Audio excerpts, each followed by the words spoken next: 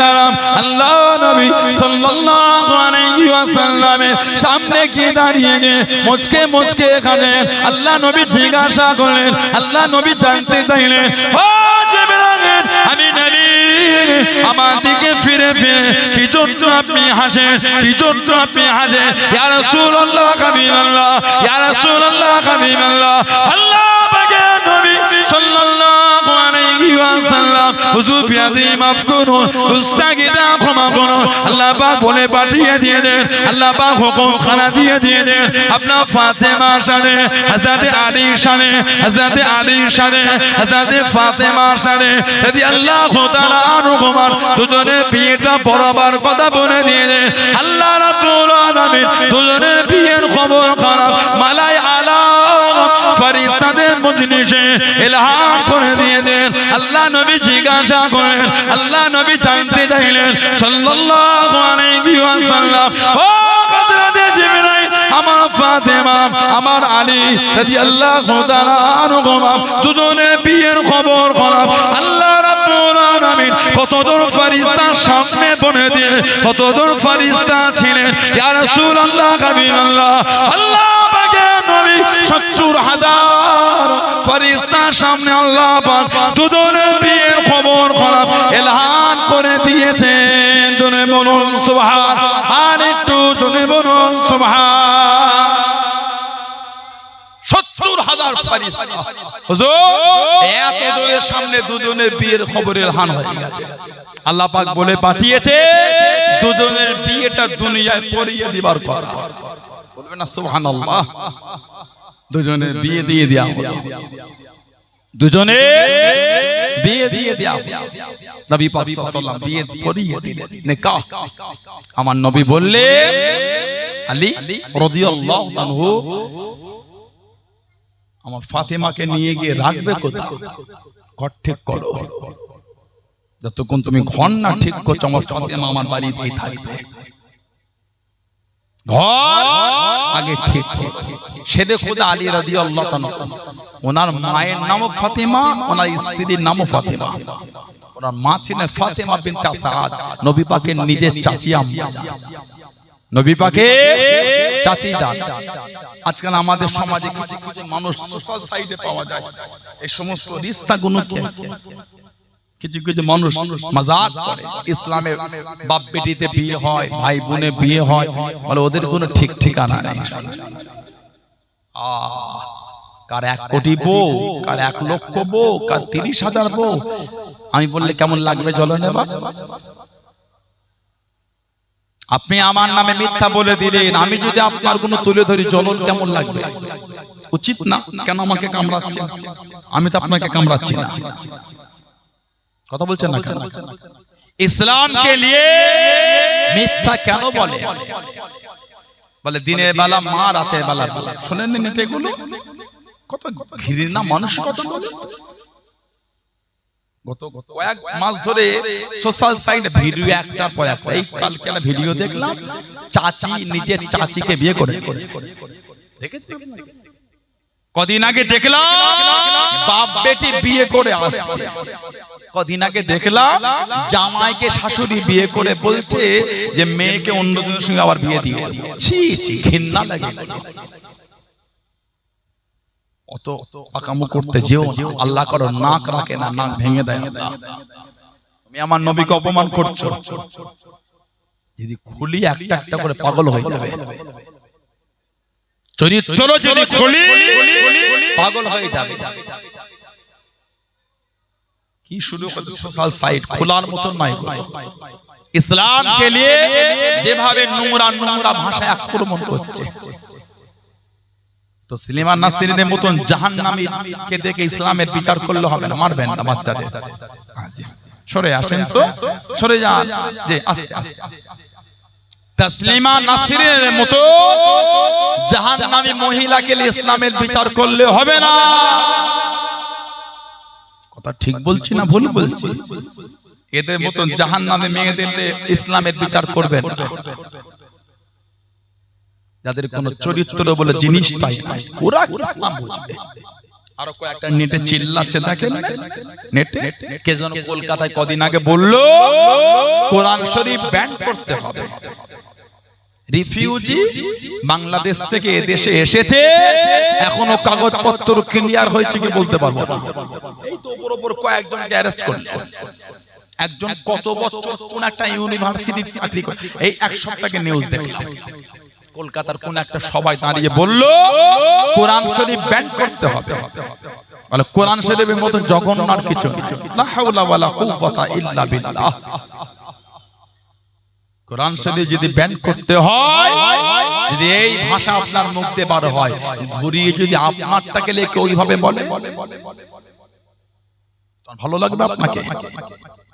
অন্যের ধর্মকে আক্রমণ করছে, আপনারটা কেউ করলে আপনি তখন কি করবেন? ঠিক না ভুল বলছি? মুসলমানরা জঙ্গি, মুসলমানরা জঙ্গি, মুসলমানরা জঙ্গি, মুসলমানরা জিহাদি জিহাদি জিহাদি। তাকিয়ে দেখো না কে করছে। পহেলগামের পরে যে কটা ধরা পড়েছে পাকিস্তানের ৫টা গুপ্তচর, একটাও মুসলমান, সব অন্য। তারপরে শুনতে হচ্ছে মুসলমানরাই গাদ্দার। ঠিক বলছি না ভুল বলছি? যে কটা ধরা পড়লো একটাও মুসলমান না, তারপরও আমাদের শুনতে হচ্ছে আমরা নাকি গাদ্দার। ঘৃণা লাগে মানুষের কথা আপনাদের।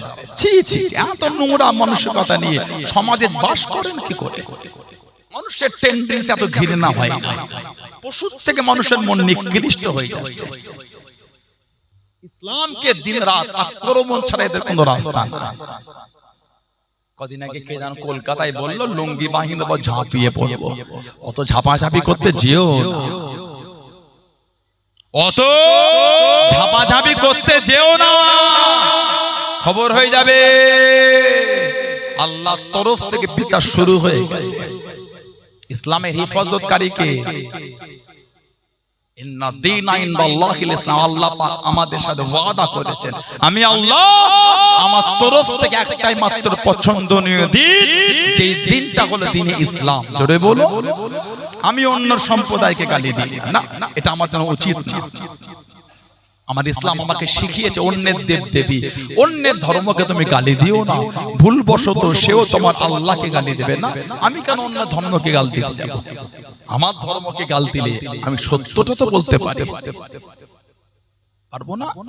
আমার ধর্মকে আপনি গাল দেবেন, আমি আমার ধর্মের বিষয়গুলো বলবো না। আপনি বলছেন কোরআন শরীফ মানুষকে জঙ্গিগিরি শেখায়, পৃথিবীর এত মুসলিম কান্ট্রি তারা সব জঙ্গি কান্ট্রি। সেই জঙ্গি কান্ট্রিতে পিরিত জমাবার জন্য যাচ্ছ কেন? জঙ্গিদের সাথে গলায় গলায় মিলছো, জঙ্গিদের সাথে বিভিন্ন বিষয় কেলে চুক্তি করছো কেন? লজ্জা লাগে না? শরম লাগে না? ঘৃণা লাগে? এই মানসিকতা আজকে মানুষের মাথায়। কিছু কিছু মানুষ বাংলায় যে নোংরা টেন্ডেন্সি দিয়ে দিয়েছে, বাংলাটা অশান্তি হয়ে যাচ্ছে। মেদিনীপুরে একটা ভিডিও দেখলাম, একটা স্কুলে বাবুর্চি দুটো, একজন বাবুর্চি মুসলিমদের রান্না করে আর একজন অন্য। তাহলে যত স্কুল আছে সব স্কুল এমন হবে নাকি? পশ্চিম বাংলায় যত প্রাথমিক বিদ্যালয় আছে নাই, খিচুড়ি স্কুল যেগুলি বলা হয়, হিন্দু বোনেরা রান্না করে, মুসলমান বাড়ির ছেলে মেয়ে বাচ্চাগুলি খায়। এতে তো আমাদের কোনোদিন আপত্তি হয় না। কথা বলছেন না? কোনোদিন প্রশ্ন কেন হবে? কি কথাবার্তা? মুসলমানরা গিয়ে হিন্দুর হোটেলে খাচ্ছে, হিন্দুরা এসে মুসলমানের হোটেলে খাচ্ছে, এতে তো কোনোদিন কিছু হয় না। যার রুচি যেখানে হয়তো সে খেয়েছে, যার যেখানে রুচি হলো খেলো। ক্লাস 1, 2, 3, 4 এর বাচ্চাদের মনো এরকম নোংরা দিয়ে দিলে, একটা মুসলমান মা রান্না করলে সেই রান্নাটা খেতে চাইছো না। ডিম রান্না হয়েছে আর খিচুড়ি হয়েছে আলু দিয়ে, এতে আপত্তির কি আছে? তাহলে আপত্তি সব জায়গায় ওটা শুরু হয়ে যাবে। পরিবেশ তাহলে তো নষ্ট হয়ে গেল, মেলবন্ধন ভ্রাতৃত্ব নষ্ট হয়ে গেল। তো কারা তৈরি করছে? আল্লাহ তাদের হাত থেকে আল্লাহ বাংলাকে হেফাজত করে। বলুন আল্লাহুম্মা আমিন। জাতি ধর্ম বর্ণ নির্বিশেষে সমস্ত সম্প্রদায়ের মানুষকে আল্লাহ কাঁধে কাঁধ মিলিয়ে আল্লাহ শান্তিতে চলাফেরা তৌফিক দান করে। বলুন আল্লাহুম্মা আমিন। জোরে বলেন আল্লাহুম্মা আমিন। বাঁকুড়ার কে একজন রাজ্যসভার মেম্বার কোথায় বক্তৃতা দিতে বলে দিল 26-এ পরে নাকি বাংলা থেকে ইসলাম মুছে দেবে না কি বলছে। ওর কীর্তি দেখেছে? ফেরাউন, নমরুদ, হামান, সাদ্দাত, আবু জেহেল, আবু লাহাব, উতবা, শাইবা, শিবা সব তেল হয়ে গেছে। কালো ইসলাম জিন্দা ছিল, আজও ইসলাম জিন্দা আছে ইনশাআল্লাহ। কিয়ামতের সকাল পর্যন্ত ইসলাম জিন্দা থাকবে। জোরে বলে, আর একটু জোরে বলা গেল না? ইমামে হুসাইন রাদিয়াল্লাহু তাআলা 72 জন কাফেলা আর ইয়াজিদের বাহিনী উবাইদুল্লাহ ইবনে জিয়াদ শিমাল 20,000 এই 72 এর সঙ্গে লড়তে গিয়ে হিমশিম খেয়ে গেছে। এটা হলো ইসলাম। জোরে বলো। একজন হলো রাসূলুল্লাহর দিন প্রচারকারী ইসলাম, আর একজন হলো মুনাফিকের দালালি করা নামধারী মুসলমান। কথা ঠিক না ভুল বলছি? কত সহজ ইসলাম মিটিয়ে দেবে, তুমি মিটে যাবে, ইসলাম মিটবে না। কিয়ামতের সকাল পর্যন্ত একটা মুসলমান পৃথিবীর মানচিত্রে থাকলে ওই একটা মুসলমান গলা উঁচু করে বলে যাবে লা ইলাহা ইল্লাল্লাহ মুহাম্মাদুর রাসূলুল্লাহ। জোরে বলো সুবহানাল্লাহ সাল্লাল্লাহু আলাইহি ওয়াসাল্লাম। একটা ঈমানদার গোটা পৃথিবীর মানুষের কাছে ভারী। সুবহানাল্লাহ বলেন। বলবেন ঝগড়ার দিক দিয়ে না, ঈমানের জায়গায় বিশ্বাসের দিক দিয়ে। हम अपने गर्दन को कटा सकता है, ईमान का सौदा कभी नहीं करेंगे। मुहर्रम এটা আমাদের ইমামে হুসাইন আমাদের শিখিয়ে দিয়েছেন। জোরে বলে। মানুষ মাথা বাঁচাবার জন্য হাত দেয়, উনি হাত বাঁচাবার জন্য মাথা দিয়ে দিয়েছেন। মানুষ মাথা বাঁচাবার জন্য হাত দেন, কারণ মাথায় কিছু ছুড়বেন বা মারবেন, কঞ্চি মারবেন, হাত দেবেন, লাগছে কি হলো রে তোর, কারণ চুল ধরে টানবেন মাথা, হাত দেবেন, ছাড় ছাড় ছাড়, লাগছে। ঠিক না ভুল বলছি? হুজুর হাত বাঁচাবার জন্য মাথা দিয়ে দিয়েছে। শহীদ হয়ে যাব, মিথ্যার কাজে বায়াত হব না। সুবহানাল্লাহ বলবেন না? কোন ইমাম হাসান হুসাইন রাদিয়াল্লাহু তাআলা কি মাকাম আল্লাহ ওনাদের দিলেন, এত ভালোবাসতেন ওনাদের করে।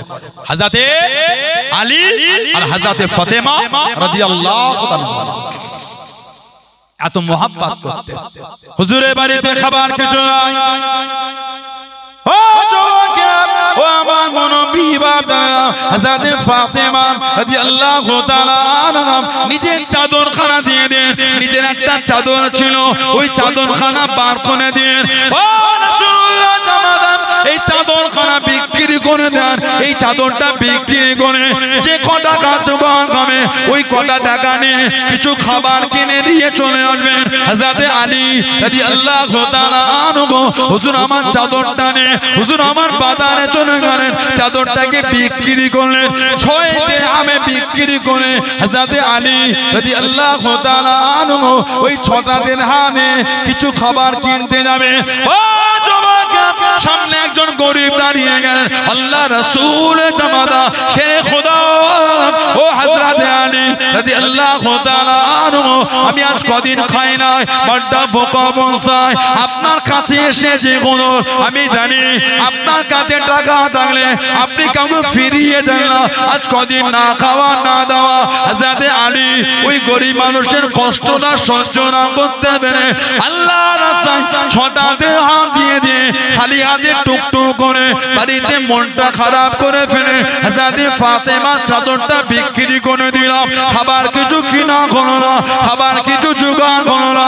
ও যুবক, ও আমার মুরব্বী বাপদানেরা, মায়েরা, বোনেরা, ভগিরা, পথে মধ্যে কে জানো একজন একটা সুন্দর ঘোড়ালে দাঁড়িয়ে আছে, সুন্দর ঘোড়ালে দাঁড়িয়ে আছে। ও রাসূলুল্লাহ জামাদাম ও হযরতে আলী আপনি কি ঘোড়াটা কিনবেন? হুজুর আপনি কি ঘোড়াটা কিনবেন? আমি জানি আপনি ঘোড়া বড় পছন্দ করেন, আপনার বড় পছন্দ জিনিস। হযরতে আলী মনটা খারাপ করে জানিয়ে দেন আমার ঘোড়া পছন্দ, তবে কেনার মতন কোনো টাকা নাই, তবে কেনার মতন কোনো পয়সা নাই।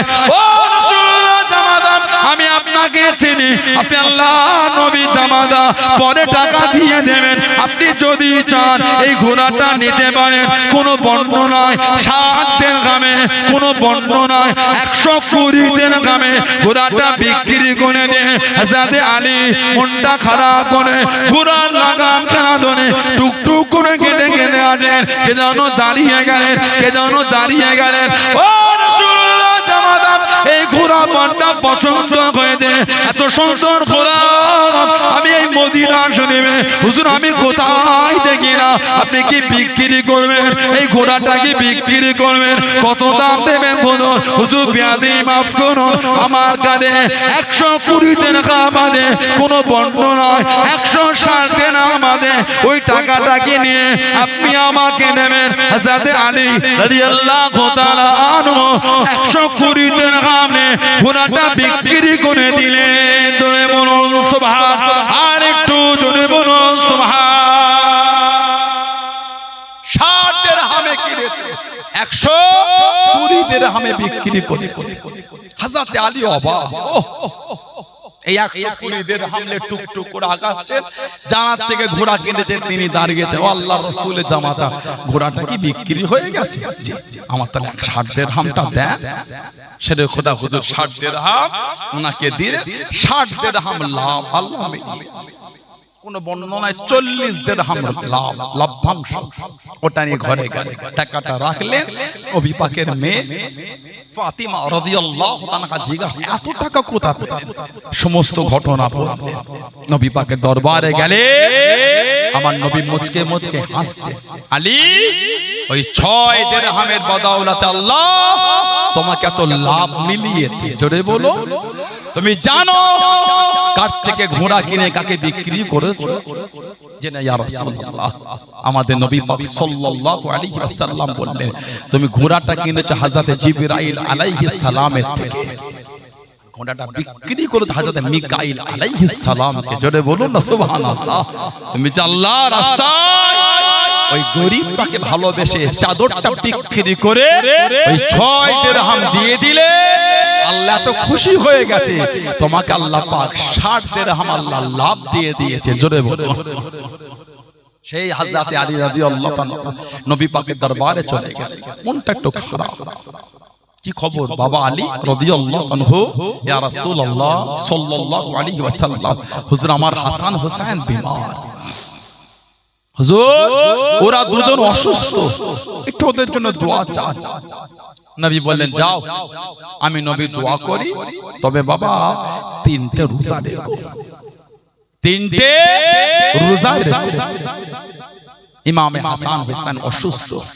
সেটা খোদা হুজুর ঘরে এলে নবী পাকের মেয়ে জিজ্ঞাসা করে, আব্বাজান কি বললেন? আব্বাজান দোয়া করেছেন, হুজুর বলেছেন 3টে রোজা রাখতে। দুজনেই চিন্তিত। কেন? সাহারি আর আফতারি কিছু না, সাহারি করবেন আর আফতারি করবেন, এত কঠিন অবস্থা। নবীর মেয়ের ঘর ওটা।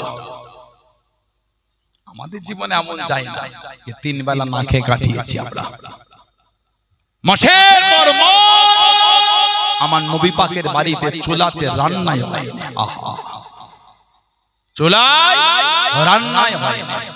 আমি কদিন আগে কিতাব পড়ছিলাম, আমার নবীর একটা সাহাবী ছিলেন হযরত মিকদাদ ইবনে আমর রাদিয়াল্লাহু তাআলা, যিনি মক্কা শরীফে 7 নম্বরে প্রকাশ্য মুসলমান হয়েছিলেন। বলুন না সুবহানাল্লাহ। আল্লাহ নবী দ্বীনের জন্য জিহাদে গেলেন। ইসলামের প্রথম যুদ্ধ 2য় হিজরি বদর। নবী পাক সিজদায় পড়ে কাঁদছে, আল্লাহ আজকে যদি হেরে যায় ইসলাম মানার আর কেউ থাকবে না। আল্লাহ আজকে যদি হেরে যায় দ্বীন মানার আর কেউ থাকবে না। কাঁদছেন নবী। মিকদাদ ইবনে আমর পাশে দাঁড়িয়ে কেঁদে কেঁদে, ইয়া রাসূলুল্লাহ সাল্লাল্লাহু আলাইহি ওয়া সাল্লাম, হুজুর আপনি মন খারাপ করবেন, আমরা আপনাকে মুসা নবীর উম্মতের মতন বলবো না। ও নবী মুসা, আপনি আর আপনার আল্লাহ ফেরাউনের বিরুদ্ধে যুদ্ধ করেন, হুজুর আপনাকে এটা বলবো না। ইয়া রাসূলুল্লাহ, শরীরের মধ্যে 1 ফোঁটা রক্ত থাকা পর্যন্ত আপনাকে রেখে যাব না। জোরে বলুন না, আর একটু জোরে বলা গেল না। নবী পাক খন্দকের জমিন আছে, খন্দক, গাজওয়ায়ে খন্দক, যারা হজ বা উমরা করেছেন জানে। খন্দকের ময়দানে মদিনা শরীফে সাবা মসজিদ, সাবুন মানে 7, সিত্তা, সাবা, সাবা মানে 7, সামানিয়া মানে 8, তিসা মানে 9, আশার মানে 10। এই সাবা মসজিদ 7টা মসজিদ এক জায়গায়। পাহাড়ের উপরটায় মসজিদে আলী রাদিয়াল্লাহু তাআলা, মসজিদে ফাতেমা, মসজিদে হাসান, মসজিদে হুসাইন রাদিয়াল্লাহু তাআলাহুম আজমাইন, সব ওখানে সাবা মসজিদ। এই খন্দকের জমিনে গর্ত খোনা হয়, হযরত মিকদাদ ইবনে আমর নবী পাকের কষ্ট থেকে বাড়ি চলে গেলেন, ছোট্ট বড় পাত্রতে দুধ এনেছেন, দুধ। আমার নবীকে আড়ালে ডেকে বলেন, ইয়া রাসূলুল্লাহ, আপনার তো কষ্ট আর সহ্য হয় না, হুজুর একটু পান করে নেন। আমার নবী দুধের পাত্রটা নিয়ে, রহমতের নবী, দয়ার নবী, একটা উঁচু জায়গায় উঠে আল্লাহর রাসূল বলে, ও আমার সাহাবারা, এই তোমাদের ভাই মিকদাদ ইবনে আমর দুধ এনেছে, আসো সবাই মিলে পান করি। বলুন না সুবহানাল্লাহ। এই ছোট্ট পারা পাত্র দুধ সমস্ত সাহাবা পান করার পরও আল্লাহ বরকত দিয়ে দিয়েছেন। জোরে বলে আর একটু ভালোবাসে বলা গেল না? কি জীবন তারা কাটিয়েছেন, একবেলা খেয়েছেন, দুবেলা শুকিয়েছেন, দুবেলা খেয়েছেন, একবেলা শুকিয়ে কাটিয়ে দিয়েছেন। তারপরও কিন্তু ইবাদত থেকে ফারেক হয়নি, ইবাদত থেকে। আমাদের সংসারে মাঝে মধ্যে ব্যবসা বাণিজ্য আমাদের খারাপ হয়ে গেলে কিছু কিছু মানুষ অতিষ্ঠ হয়ে যায়, ওহ আল্লাহ, ঠিক এই সময়টা আমার ব্যবসাটা খারাপ করে দিল, নাউজুবিল্লাহ বলে, আস্তাগফিরুল্লাহ বলে। বছরের 12টা মাসের মধ্যে 9টা মাস তো রমরমিয়ে ব্যবসা করলেন, 3টে মাস না ব্যবসা খারাপ গেল, তো কি হয়েছে? 9 মাস তো আল্লাহ ব্যবসা দিয়েছে। কথা বলছেন না? ব্যবসা যখন খারাপ যায় লোককে ডেকে ডেকে বলে ব্যবসা ভালো নয়, খুব খারাপ, কঠিন অবস্থা। বিশ্বাস হচ্ছে তো? ক্যাশটা করে দেখিয়ে দাও, এক বউনিটাও হয়নি, দেখ ক্যাশ বক্স বউনিও হয়নি। কি বলবো, দুঃখের কথা বলো, কি করে সংসার চলবে? আরে যে 9 মাস যে আপনি এত দেবিয়ে ব্যবসা করলেন, তখন তো কাউকে ডেকে বলেন, ওই কঠিন ব্যবসা চলছে রে, এদিকে আয়, শোন শোন, ক্যাশ বক্সটা খালি 500 টাকার নোট, কোনদিন দেখিয়েছে? ব্যবসা যখন চলে বাজারে গিয়ে কেউ গল্প করে না বিরাট ব্যবসা চলছে, দম ফেলতে পারি। যেই ব্যবসা খারাপ হয় বাজারে গিয়ে বলে ব্যবসা খুব খারাপ, সংসার চালাবো চিন্তায় পড়ে গেছে। যখন চললো তখন তো বললে না বিরাট চলছে। কথা বলতেন না?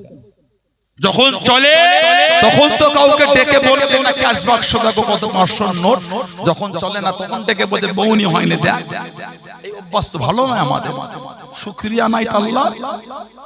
মোমেন তো সে যে দুঃখেও আলহামদুলিল্লাহ, সুখেও আলহামদুলিল্লাহ। জোরে বলো, মোমেন তো সে। বড়লোক অবস্থা তো আলহামদুলিল্লাহ, গরিব অবস্থা তো আলহামদুলিল্লাহ, মোমেন তো সে। কি কথা ঠিক না ভুল বলছি? দুঃখের সময় লোককে বলেন, সুখের সময় লোককে বলেন না তো।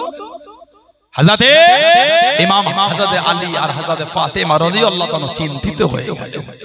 নবী পাক 3টে রোজা রাখতে বলেছে। আহা, নবী পাক 3টে রোজা রাখার কথা বলেছে। হযরত আলী টুকটুক করে বার হয়ে গেলেন। মদিনা শরীফে বাড়ি বাড়ি চলে গেলেন, মদিনা শরীফে ঘরে ঘরে চলে গেলেন, রাস্তায় রাস্তায় বাড়ি বাড়ি দোয়ানে গিয়ে দাঁড়িয়ে গেলেন। ও মদিনা শরীফের মানুষ, আল্লাহ নবী সাহাবারা, আমি আলী, আল্লাহ নবী জামাদা, আমার হাসান হোসেনের বিমান, আমার হাসান হোসেনের বিমান, আল্লাহ নবী 3টে রোজা রাখতে বলেন। সারি করার কিছু নয়, ইফতারি করার কিছু নয়, তোমরা কি আমাকে কিছু কাজ দেবে? তোমরা কি আমাকে কিছু কর্ম দেবে?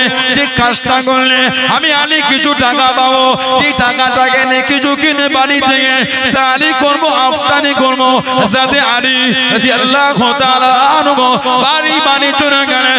ও মদিনা শরীফের মানুষ, আমার হাসান, আমার হোসেনের বিমান, আল্লাহ নবী সাল্লাল্লাহু আলাইহি ওয়াসাল্লাম 3টে রোজা রাখতে বলেছেন। আমি আলী রাদিয়াল্লাহু তাআলা আনহু, আমার বাড়িতে কিছু নয়, আমার ঘরেতে কিছু নয়, তোমরা কি আমাকে কিছু ঋণ দেবে?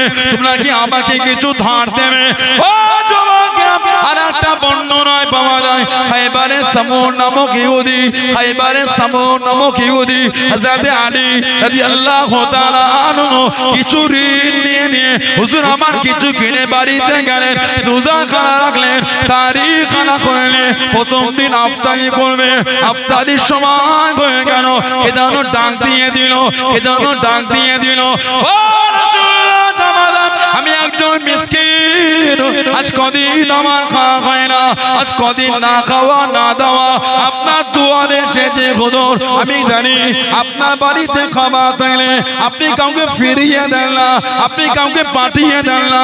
আল্লাহ রাসূলের জামানা আজ কদিন না খাওয়া না দাওয়া আপনার বাড়িতে এসেছে হুজুর। ও যুবক হযরত হাসান হযরত হুসাইন রাদিয়াল্লাহু তাআলা আনহুমা ইফতারি খানা তুলে বাইরে দিয়ে দেন, শুধু পানি দিয়ে ইফতার করে নিলেন। জনে বলুন সুবহান, আর একটু জনে বলুন সুবহান। দ্বিতীয় দিন রোজা রাখলেন, ইফতারের সময় হয়ে গেল, ইফতারির টাইম হয়ে গেল, কে যেন ডাক দিয়ে দিল, কে যেন ডেকে নিল। ও রাসূলুল্লাহ সাহাবী, আমি একজন মিসকিন, আজ কদিন আমার খাওয়া হয় না, না খাওয়া না দাওয়া আপনার দুয়ারে এসেছি হুজুর। আমি জানি আপনার বাড়িতে খাবার থাকলে আপনি কাউকে ফিরিয়ে দেন না, আপনি কাউকে পাঠিয়ে দেন না। আজ কদিন না খাওয়া না দাওয়া হযরত হাসান হযরত হুসাইন রাদিয়াল্লাহু তাআলা আনহুমা দ্বিতীয় দিন ইফতারি খানা তুলে বাইরে দিয়ে দিয়ে শুধু পানি দিয়ে ইফতার করে নিলেন।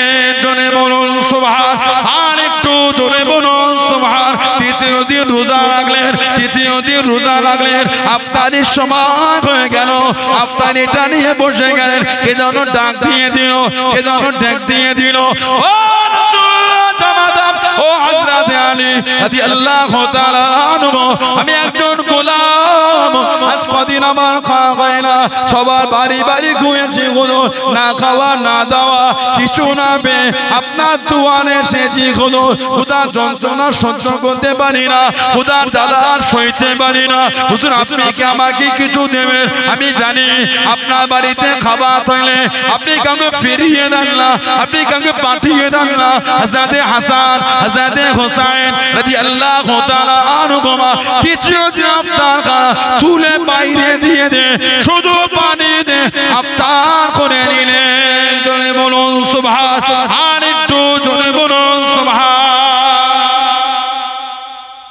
তিন দিন রোজা রেখেছেন, তিন দিন ইফতারি করেছেন শুধু পানি দিয়ে।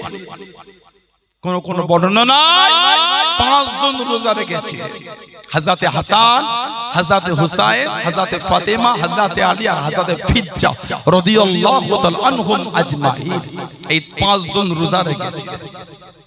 ইমাম হাসান হুসাইন রাদিয়াল্লাহু তাআলা আনহুম সুস্থ হয়ে গেলেন, বলুন আলহামদুলিল্লাহ। হযরত আলী রাদিয়াল্লাহু তাআলা আনহু এই দুজনকে নিয়ে নবী পাকের দরবারে যাচ্ছেন মুলাকাতের জন্য।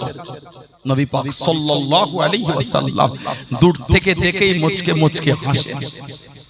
আল্লাহ রাসূল বললেন, আলী, এই 3 দিন তোমরা যে ব্যবহার করেছো, মিসকিনের সাথে, এতিমের সাথে, গোলামের সাথে, আল্লাহ পাক তোমাদের উপর খুশি হয়ে গেছে।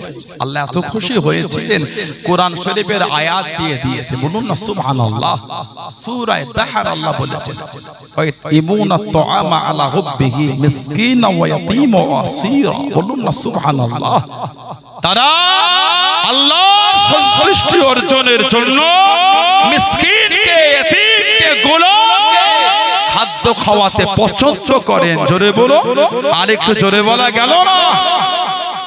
যাদের এই মেহমানদারি আল্লাহ খুশি হয়ে কোরআন শরীফের আয়াত দিয়ে দিয়েছেন, বলুন আলহামদুলিল্লাহ। সেই ইমাম হাসান হুসাইন রাদিয়াল্লাহু তাআলা, সেই ইমাম হাসান ইমামে হুসাইন রাদিয়াল্লাহু তাআলা কাদের শহীদ করেছে, কাদের দুজনকে শহীদ করে দিয়েছে। শরীরের এমন কোন জায়গা ছিল না যেখানে নবী পাক নূরের ঠোঁট লাগিয়ে চুমু খায় না। আহা, বলুন না সুবহানাল্লাহ, বলেন আলহামদুলিল্লাহ। এত ভালোবেসে ভালোবাসা দিয়েছেন নবী দুজনকে। নবী পাক দুজনকে বুকের সঙ্গে জড়িয়ে রাখতেন। আল্লাহ নবী সাল্লাল্লাহু আলাইহি ওয়াসাল্লাম সাহাবাদের ওয়াজ করে শরীরের মধ্যে নবী পাকের একটা চাদর দিয়ে ঢাকা, কিতাব এসেছে চাদর দিয়ে ঢাকা। সাহাবারা দেখছেন ওয়াজ করছেন, নবী চাদরটা নড়ছে। সাহাবারা মনে মনে ভাবতেন চাদর ভেতরে আছে কি। জিজ্ঞাসা করে হুজুর কি আছে? আল্লাহর নবী ফাকাশাফাহু, আল্লাহর নবী চাদরটা সরালেন, সাহাবারা দেখলেন ফাইজা হাসান আল হুসাইন আলা আরিকি, ইমামে হাসান হুসাইন নবী পাকের কোলের উপর বসে বসে খেলা করছে। জোরে বলুন না সুবহানাল্লাহ। নবী যখন ওয়াজ করতেন দুজনকে কোলে রেখে চাদর চাপা দিয়ে ওয়াজ করতেন, বলুন না সুবহানাল্লাহ। সেই ইমাম হাসান হুসাইন দুজনের মধ্যে বয়সের ব্যবধান ছিল কম বেশি 11 মাস। বর্ণনা এসেছে ইমামে হাসান জানার শির মোবারক থেকে নিয়ে কোমর মোবারক পর্যন্ত পুরো নবী পাকের মতন ছিল, বলুন সুবহানাল্লাহ। আর ইমামে হুসাইন জানার কোমর মোবারক থেকে নিয়ে কদম মোবারক পর্যন্ত পুরো নবী পাকের মতন, বলুন সুবহানাল্লাহ। কোন কোন বর্ণনা এসেছে দুজনকেই নবী পাকের মতন দেখতে ছিল, বলুন না সুবহানাল্লাহ। এটা হাদিস শরীফে এসেছে হযরত আবু বকর সিদ্দিক রাদিয়াল্লাহু আনহু থেকে বর্ণনা।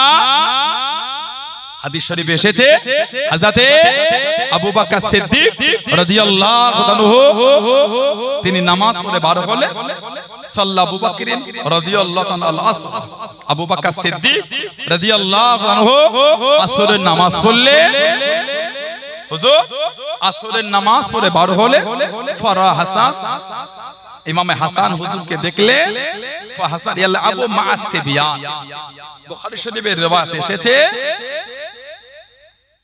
হাসান হুজুরকে দেখছেন যে তিনি বাচ্চাদের সাথে খেলা করছেন, বাচ্চাদের সাথে বসে বসে বাচ্চাদের সাথে ইয়ালআবু মা'আস সিবিয়ান, বাচ্চাদের সাথে খেলা করছেন। আবু বকর সিদ্দিক রাদিয়াল্লাহু কাছে গেলে ফাহামালাহু আলা আতিকিহি, আবু বকর সিদ্দিক ইমামে হাসান রাদিয়াল্লাহু আনহুকে নিজের কাঁধেতে উঠিয়ে নিলেন, বলুন না সুবহানাল্লাহ। এত ভালোবাসেন সাহাবারা দুজনকে। ফাহামালাহু আলা আতিকিহি, ওনাকে নিজের কাঁধে উঠিয়ে নিলেন। আবু বকর সিদ্দিক কাঁধে তুলে ওয়াকালা, সিদ্দিক আকবর বললেন বিআবি, তিনি বলছেন আমার মা বাপ আপনার উপর কুরবান।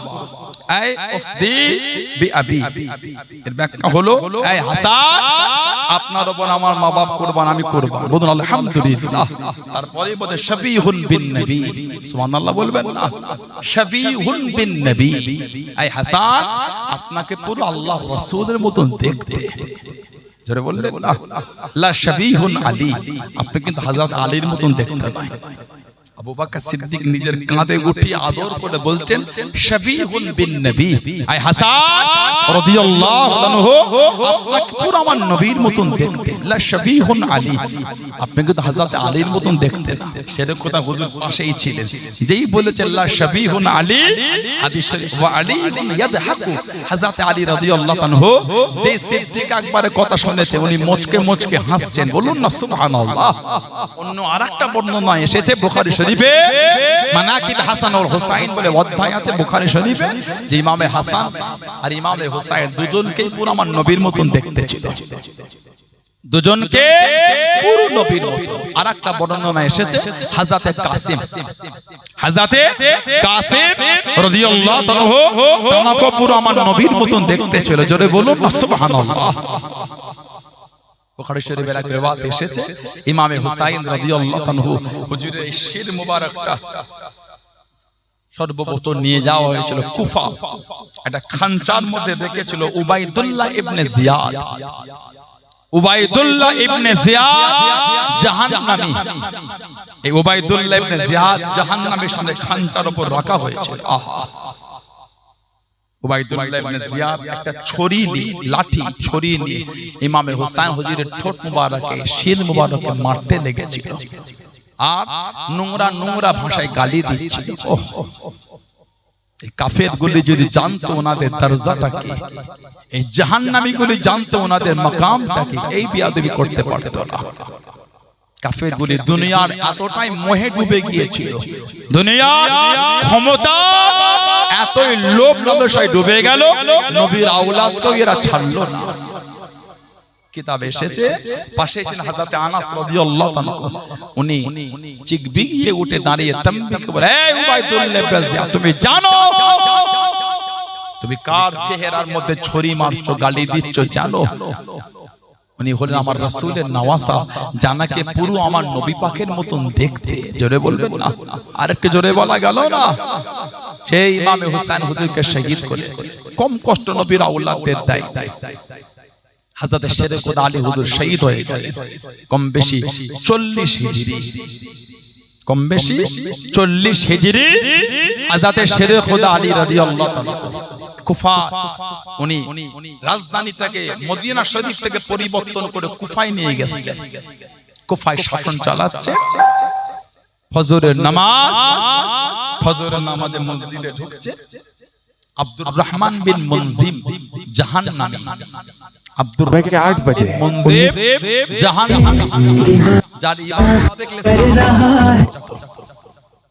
এত পরে এত নামাজি মুসল্লি দেখাতো, এত নামাজ পড়তো, এই আব্দুর রহমান বিন মুনজিমের ইবাদতের কাছে সাহাবারা লজ্জা পেয়ে যেত। ওর মতন ইবাদত কেউ করতে পারলাম না। এই জাহান্নামীটা শেরে খোদা আলী হুজুরকে শহীদ করেছে আব্দুর রহমান বিন মুনজিম। কদিন আগে পেপারে দেখলাম, নেটে দেখলাম, ইরানে কিছু মোসাদের সদস্যদের ধরেছে। ইরান মানে ইসরায়েলের গুপ্তচর মোসাদ, এরা কিন্তু ইরানে টুপিদারি জুব্বা পরেই ঘুরতো। ইরানে একজন ইহুদি মহিলা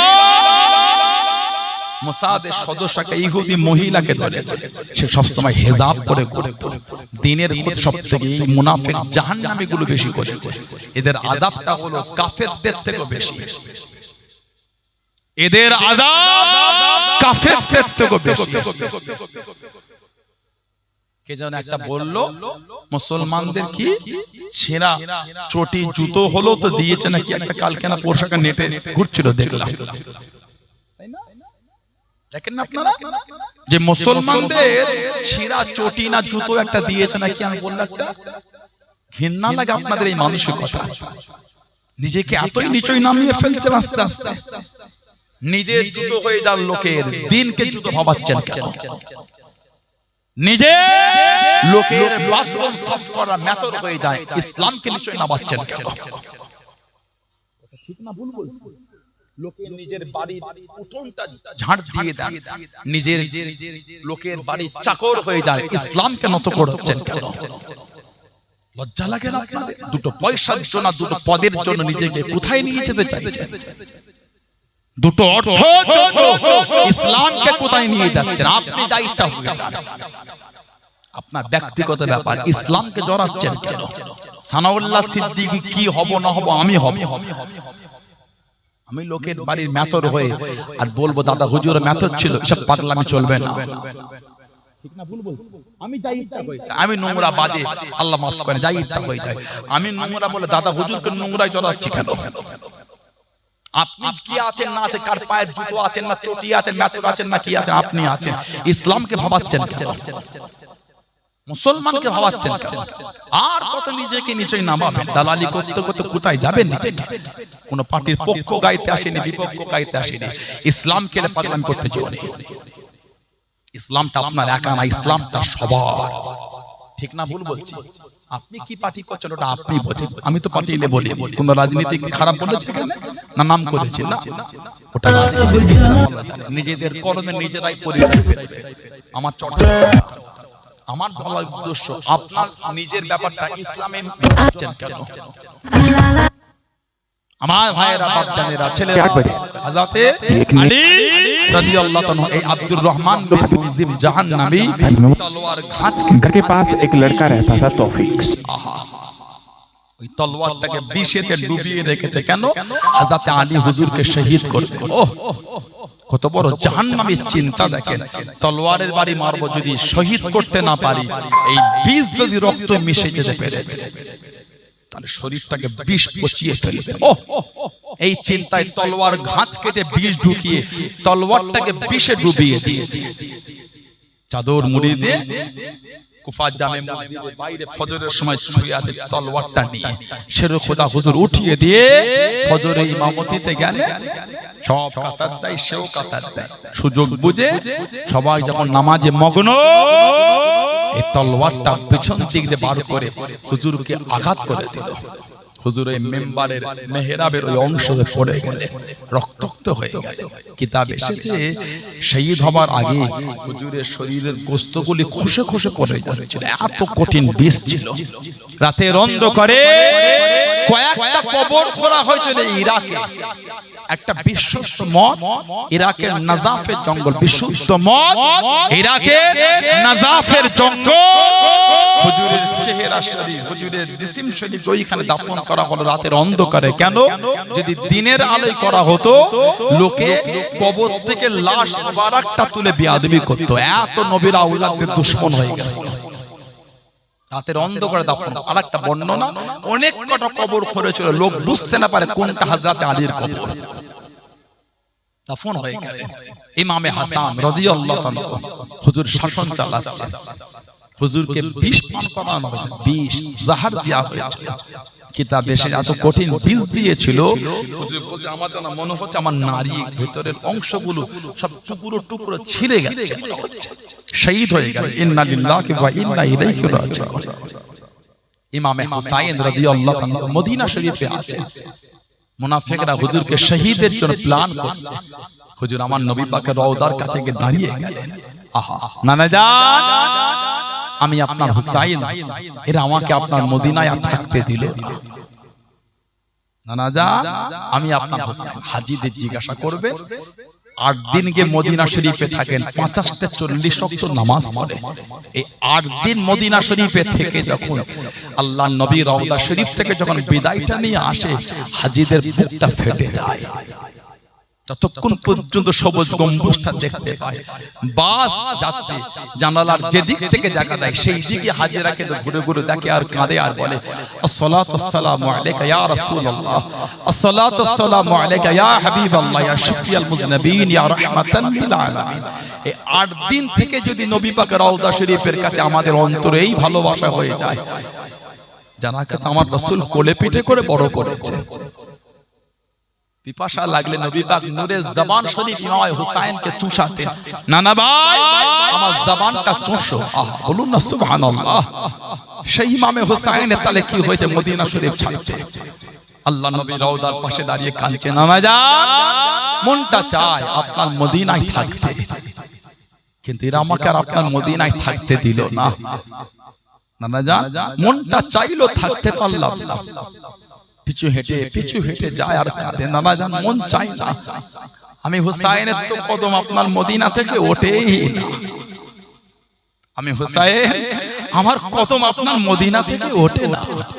মনটা চায় আপনার রওজার কাছে থাকবো, আপনার কাছে থাকবো। যখন আমরা কাঁদতাম আমার মা আপনার কাছে পাঠিয়ে দিতেন, যাও আমার কাছে যাও। আপনি আমাদের ঘরে কত আদর করেছেন নানা জান। আজকে আমি হুসাইন আপনার নওয়াসা, আপনার মদিনা থেকে আমাকে চলে যেতে হচ্ছে, মুনাফিকদের অত্যাচার, আপনার উম্মতের জুলুমে চলে যেতে হচ্ছে। কাঁদতে কাঁদতে চলে গেল মক্কা শরীফ।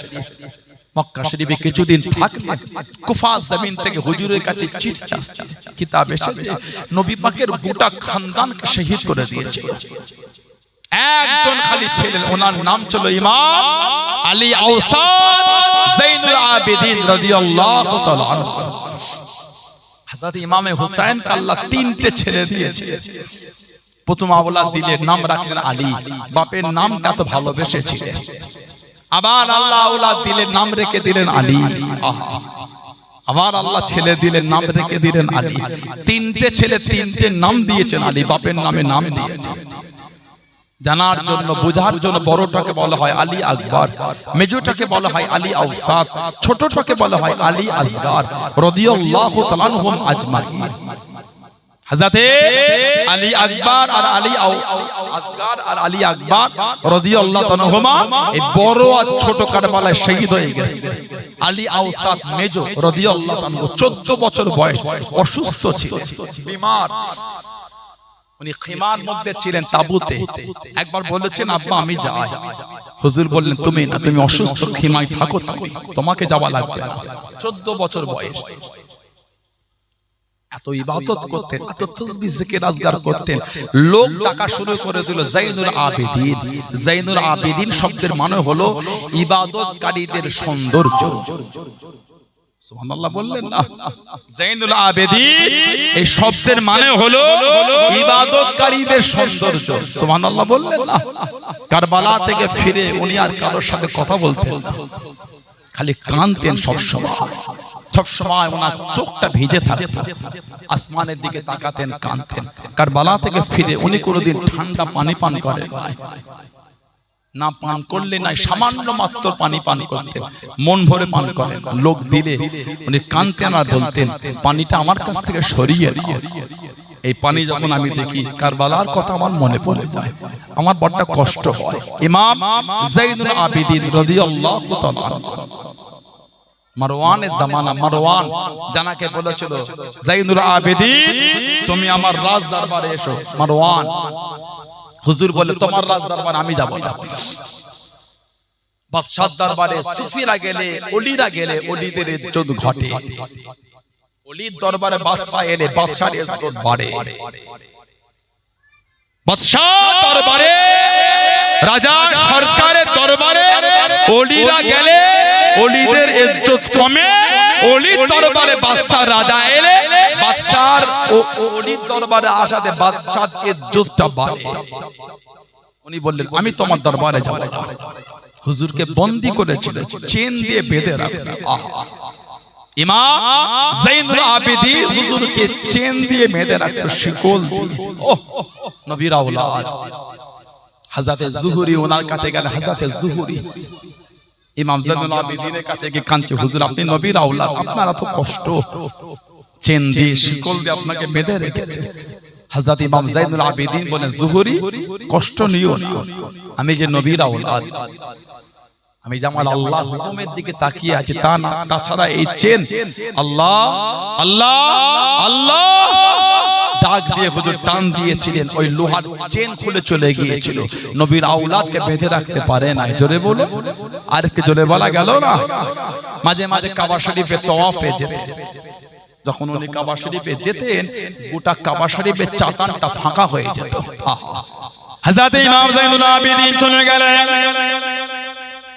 ও যুবকেরা, ও আমার মুরব্বি বাপ জানেরা, মায়েরা, বোনেরা, মুগিরাম, হযরত ইমাম যাইনুল আবেদিন আলী আওসাদ রাদিয়াল্লাহু তাআলা আনহু কাবা শরীফের চাতানে পা দিয়ে দেন। গোটা কাবা শরীফের চাতান খানা ফাঁকা হয়ে যায়, হাজিরা তওয়াফটা বন্ধ করে যায়, হাজিরা সুআদ খানা ফাঁকা হয়ে যায়। সবাই কাবা শরীফ ফাঁকা করে দিচ্ছে, মাতাব থেকে দূরে সরে যাচ্ছে, মাতাব খানা ফাঁকা হয়ে যায়। হাজিরা জিজ্ঞাসা খানা করে, আল্লাহ পাকের গাজী বান্দা বান্দিরা, কাবা শরীফ তওয়াফটা কি বন্ধ হয়ে গেল? আর কি কাবা শরীফ তওয়াফ হবে না? কাবা কি তোমার বন্ধ হয়ে গেল? সবাই কেন কাবা শরীফ ছেড়ে ছেড়ে চলে যায়? ও যুবকেরা, আল্লাহ পাকের হাজী বান্দা বান্দি জবাব দিয়ে দিয়ে, চোখে কি দেখতে পান না? চোখে কি দেখতে পান না? ওই যে কেটে কেটে আসে আল্লাহ নবীর নওয়াসা, আল্লাহ নবীর আওলাদ হযরত ইমাম যাইনুল আবেদিন রাদিয়াল্লাহু তাআলা আনহু, উনি আল্লাহ নবীর খানদান, উনি আল্লাহ নবীর বংশধর। কারবালা জমিন থেকে উনি ছাড়া দ্বিতীয় পুরুষ আর কেউ ফেরে না, সমস্ত পুরুষদের শহীদ করে দিয়েছিল। আল্লাহ পাকের গাজী বান্দা বান্দি গণেরা, উনি জীবনে যা কষ্ট পেয়েছে, উনি জীবনে যা দুঃখ পেয়েছে, আর ওনাকে কষ্ট দিও না, আর ওনাকে দুঃখ দিও না। সরে যাও, সরে যাও, কাবা শরীফের চাতান খানা ফাঁকা করে দাও। আল্লাহ নবীর আওলাদ হযরত ইমাম যাইনুল আবেদিন রাদিয়াল্লাহু তাআলা আনহুকে ইতমিনানের সাথে আল্লাহ পাকের কাবাটাকে তওয়াফ করতে দাও। জোরে বলুন সুবহান, আর একটু জোরে বলুন সুবহান। ও যুবকেরা, নিজেকে টুকটুক করে নিয়ে হাতিমের পাশে থেকে রাতের অন্ধকারে কেউ হুজুরকে দেখতে পায় না, লুকিয়ে লুকিয়ে গিয়ে একটা চাদর জড়িয়ে নিয়ে কাবা শরীফের গায়েতে বসে গিয়ে চঞ্চল করে কাঁদে, চোখ পড়া পানি নিয়ে কাঁদে। ও নবী আল্লাহ পাক, আমার মতন গুনাহগার এই পৃথিবীতে আর কেউ নাই। আল্লাহ পাক আমার মতন পাপী এই দুনিয়ার মধ্যে আর কেউ নাই। ও রব্বি আল্লাহ পাক, গোটা দুনিয়ার গাছগুলোকে যদি কলম বানিয়ে ফেলা হয়, সমুদ্র পানি নদীর পানি যদি কালিটা বানিয়ে নে, আমার গুনাহগুলি লেখা শুরু হয়ে যায়, আমার গুনাহ শেষ হবে না, সমুদ্র পানি ফুরিয়ে যাবে। আল্লাহ পাক আপনি আমাকে মাফ করে দিন, আপনি আমাকে ক্ষমা করে দিন। এত কাদা কাঁদতে লেগে দিন, সারা রাত কেঁদে দিন, ফজরের আজান হয়ে গেল, ফজরের নামাজ আদায় করে আবারও কান্না শুরু করে দিন। ও যুবক, আল্লাহ পাকের হাজী বান্দা বান্দিরা তওবাটা বন্ধ করে দে, পাশে দাঁড়িয়ে দাঁড়িয়ে গানে ও নবী আল্লাহ পাক ইনিকে নাকে চিনি না, এত কাঁদে। আমরা আপনার হাজী বান্দা বান্দি, আপনি ওনাকে মাফ করে দিন, আপনি ওনাকে মাফ করে দিন। দোয়া করা শেষ করে কান্না বন্ধ হলো না। আল্লাহ নবী, আল্লাহ নবীর আওলাদ, আল্লাহ রাসূলের বংশধর হযরত ইমাম যায়নুল আবেদিন রাদিয়াল্লাহু তাআলা আনহু হুজুরকে বলতে লাগলেন, আল্লাহ পাকের বান্দা কে আপনি এত কাঁদেন, একবার চেহারা থেকে চাদরখানা সরান, একবার চেহারাখানা দেন। হুজুর আমার টুকটুক করে চেহারা থেকে কাপড় সরাতে সঙ্গে সঙ্গে আল্লাহ আল্লাহ আল্লাহ বলে সমস্ত হাজী বান্দা বান্দিরা বেহুশ হয়ে গেলেন, কাঁদতে শুরু করে দিলেন। আল্লাহ নবীর আওলাদ, আল্লাহ নবীর বংশধর, তিনি যদি এত কাঁদে আমাদের কত কাঁদা দরকার। ইমামে যাইদুল আবিদিন রাদিয়াল্লাহু তাআলা সারা রাত খালি কাঁদতেন, আল্লাহ আমার মতো গুনাহগার আর কেউ নেই। উনি একা খালি কারবালা জমিন থেকে আর কেউ ফেলে গোটা খানদানকে শহীদ করে দিয়েছে। এই মুহররমের 10 তারিখে 61 হিজরি কারবালার মরুময়দান, আহা হযরত ওমর রাদিয়াল্লাহু তাআলা হাদিস শরীফে এসেছে, নববী শরীফে চাতানে সাহাবাদের নিয়ে উনি অজকচ ওনার খেলাফতে একজন কুফার লোক এসে বলছেন, হুজুর শরীরে যদি মশার রক্ত লেগে যায়, মশা হুজুর নামাজ হবে, ওযু থাকবে? হুজুর জিজ্ঞাসা করলেন, আপনি কে, বাড়ি কোথায়? উনি জবাব দিচ্ছেন, আমার বাড়ি হলো কুফা। বুখারী শরীফে এসেছে, যেই বলেছেন কুফা, আফসোস করে বলছে, আহা কুফার মানুষ জিজ্ঞাসা করছে মশার রক্ত যদি লাগে নামাজ হবে কি? এই কুফার লোক নবীর নওয়াসা ইমামে হুসাইন রাদিয়াল্লাহু তাআলাকে কুফায় শহীদ করে দিয়েছে। যে কুফার লোক কুফা জমিনে নবীর আওলাদের রক্তের বন্যা বইয়ে দিয়েছে, সেই কুফার লোক আজকে জিজ্ঞাসা করছে মশার রক্তে গায়ে লাগলে নামাজ হবে? আহা নবীর খানদান, নবীর আওলাদদের কিভাবে শহীদ করে দিয়েছে। মিথ্যার কাছে কিন্তু মাথা নত করে না। এটা হলো মুমিনের ঈমান, এটাই শহীদ হয়ে যাব, আল্লাহর ওয়াহদানিয়ত থেকে নিজেকে সরাবো না। জোরে বলেন ইনশাআল্লাহ, বলেন আল্লাহুম্মা আমিন। তানাদের থেকে শিক্ষা নেন, তানাদের থেকে তালিম নেন। কারবালার ইতিহাসটা বড় কঠিন, কারবালার ওয়াকিয়াটা বড় কঠিন ওয়াকিয়া, বলা বড় কঠিন। নবীজি এত ভালোবাসতেন দুজনকে। তিরমিজি শরীফে এসেছে, সিয়াসিয়ার কিতাবে এসেছে, আল্লাহ নবী সাল্লাল্লাহু আলাইহি ওয়াসাল্লাম হযরত মা উম্মে সালমা রাদিয়াল্লাহু তাআলা মাটির টুকরো দিয়েছিলেন। মাটি উম্মে সালমা যেদিন দেখবে মাটির টুকরো রক্তে লাল হয়ে গেছে, সেদিন জানবে কারবালা আমার হোসেনকে শহীদ করে দিয়েছে। হযরত ইবনে আব্বাস, আব্দুল্লাহ ইবনে আব্বাস রাদিয়াল্লাহু তাআলা আনহুমাকে নবী একটা শিশি দিয়েছিলেন। শিশি ইবনে আব্বাস যেদিন দেখবে শিশিটা রক্তে লাল হয়ে গেছে, সেদিন জানবে কারবালা আমার হোসেনকে শহীদ করে দিয়েছে। কারবালার ইমামে হোসেনের শহীদের অবস্থাটা আল্লাহ আমার নবীকে আগে দেখিয়ে দিয়েছে। আল্লাহ নবী মা উম্মে সালমার ঘরে, আল্লাহ নবী বলে উম্মে সালমা এই ঘরের মধ্যে কাউকে ঢুকতে দিবে না। মা উম্মে সালমা দরওয়াজার কাছে আছে, ইমামে হুসাইন রাদিয়াল্লাহু আনহু কখন যে রুমের মধ্যে ঢুকেছে মা বুঝতে পারে না। কিছুক্ষণ পরে দেখছেন ঘরের মধ্যে থেকে সরকারে দু আলমের কান্নার আওয়াজ হচ্ছে।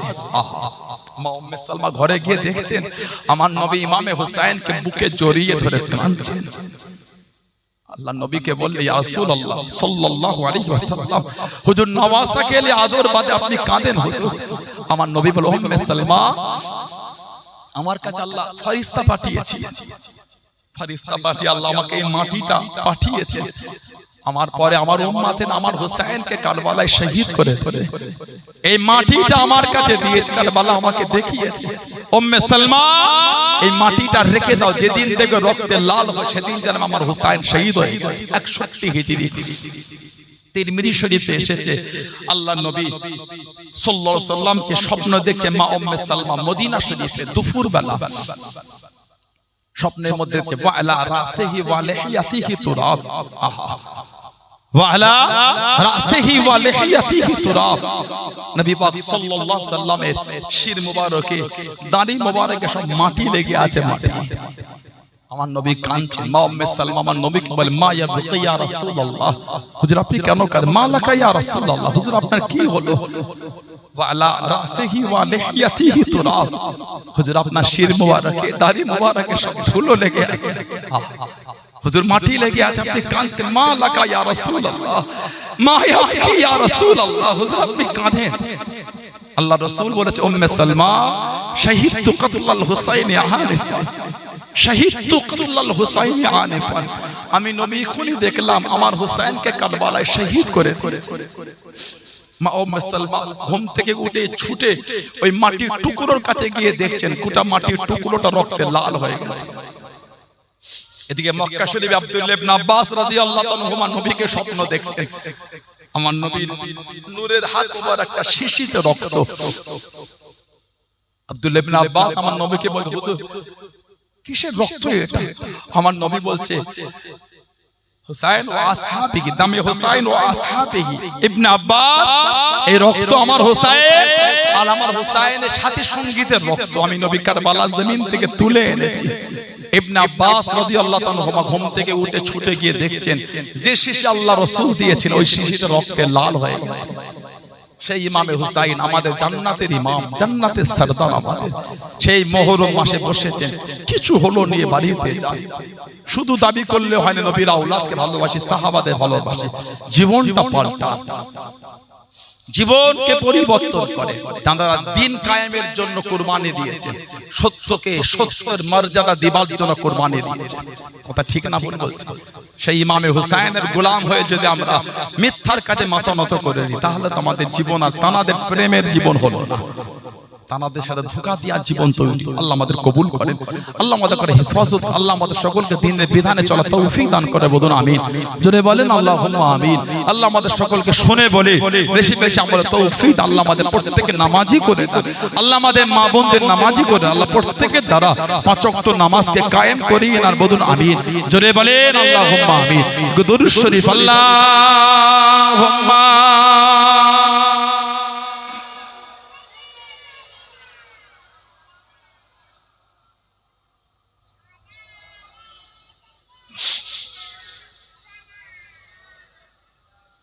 আল্লাহুম্মা সাল্লি আলা